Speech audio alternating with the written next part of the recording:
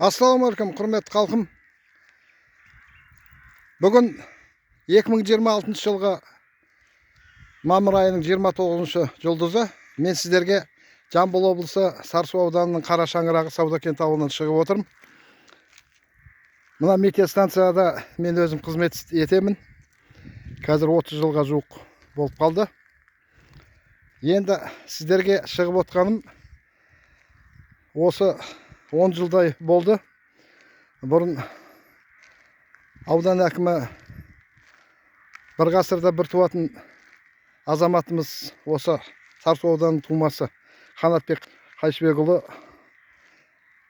ауданымыздың әкімі болып тұрған кезде осы сауда-кент ауылының бүкіл көшелерін, 30-ға жуық көшелерінің бәрін жаңбыр жауғаннан кейін түсіргенмін. Өйткені көлік түгілі адам жүре алмайтын жағдайға жетті. Асфальт жоқ ол кезде. Мынадай шебенкі төсей салған, ойылып қалған көп жерлері, шұңқыр болған. Соныменен сол 30 шақты көшені өзім көлігіме отырып, жаңбырдан кейін түсіріп, YouTube әлеуметтік желісіне салған болатынмын. Бір-екі күннен кейін сол Қанатбек Қайшыбекұлы шақырып алды аудан орталығына. Нұреке, көрдім түсіргендеріңізді. Ауылдың жанашыры екенсіз. Енді мен облысқа жүрейін деп жатырмын. Бүгін ертең облыс әкіміне мәселе қоям. Осы сауда-кент ауылының көшелеріне ақша бөлсеңіз деп деген болатын. Өз сөзіне берік, өз сөзіне мерт азамат екенін білетін тұғым Қанатбектің. 2-3 күннен кейін хабар келді, ақша бөлінетін болды деп. 2-3 айдан кейін осы ауылымызға техникалар келе бастады. Сөйтіп 20-ға жуық көшеміз ремонтталды, ақшаның жеткен жері сол болды деді. Бірақ енді оның өзі үлкен жеңіс болды. Оған Қанатбек ініме кіріп өзім үлкен рахметімді айттым. Ағалық батамды бердім. Сәттілік тіледім. Қазір Қанатбек ініміз жаман емес. Астанада үлкен президенттік аппаратының мемлекеттік инспекторы болып отыр. Ал енді өзіміздің ауылға бірсін жыл сайын 1-2 көшеден жөнделіп, биылғы жылы ауылымыздың бүкіл көшелерінің бәрі асфальттанды. Бүкіл асфальттанды. Сол мен 10 жыл бұрын көтерген кезде біраз ел маған күлгін.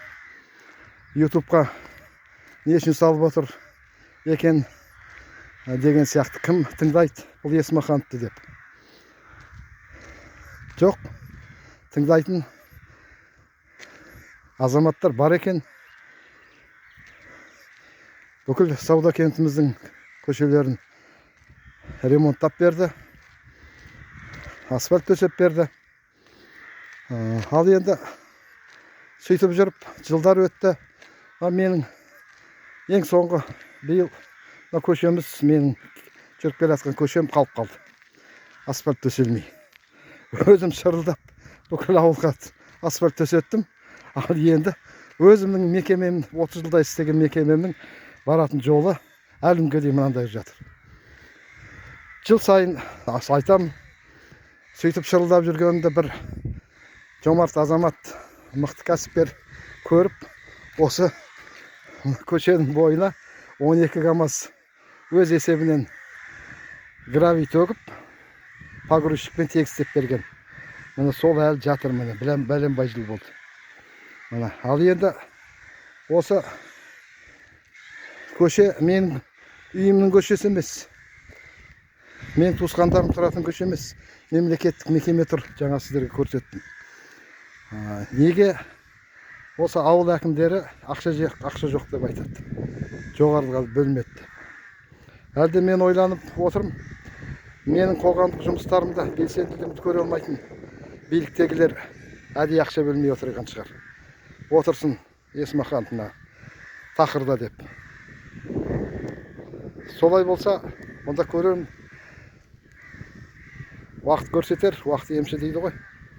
Кім адал екен, кім арам екен, Алла өзі көрсетер. Неге ақша жоқ мына? Ең соңғы мына көшеге. Неге ақша жетпейді? Мына бір жерде суық орында былтыр жүргізді, газды да жүргізген. Мына бір тұрған крышканың былтыр асты сынып еді. Оны айқайлатып жүріп істеттім. Енді мына крышкасы сынды биыл. 2 ай осы қақпақты ауыстырмай, ешкім қарамай. Ауылдың әкіміне айтсам, Сарысу суларының бастығы Жасұлан Егулиевке айттым дейді. 2 ай бойы осы шұңқыр жығып жатты. Содан кеше әлеуметтік желіге салды, Фейсбукқа. 2 сағаттың ішінде мына қақпақ табыла қалды. Сонда ойлайым, ауданның азаматтары осы беткестар биліктегі отқан жұмысты мен үшін істей ма дегенімді.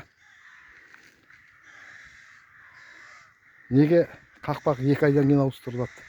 Неге мына көшеміз әлі ең соңғы көше асфальтсыз жатыр? Газда жүргізілген, суда жүргізілген. Неге ақша табылмайды бір 200-300 метр жерге? Осыны енді Сәкен Үмбетұлы ол да өзіміздің ауданымыздың тумасы, бетке ұстар азамат, елдің абыройын арқалаған азамат. Сол кісіге енді осы әлеуметтік желі арқылы жолдап отырмын. Мынау өзімнің жан айқайымда. Осыны қолға алып, биыл асфальттап береді деп ойлаймын. Жігіттер, рахмет, мынандай свет құрып берді. Ауылдың әкімі Мейіржан Өксікбаев өзіміз сайлабек әкім 4 жыл бұрын. Осы енді аға, менің енді сізге деген жақсылығым, сізге деген көмегім осы мына свет тартып беру болды деді. Қолымнан келген осы болды деді. Ол азаматқа да рахмет. Ақшаны енді ол өзі бөлмейді. Аудан басшылары бөледі ғой. Мейіржан інімізді кінәлап отқан жоқпын. Қайта ол кісіге рахмет деп отырмын. Шырылдап жүр. Жақсы, назарларыңызға рахмет баршаңыздың.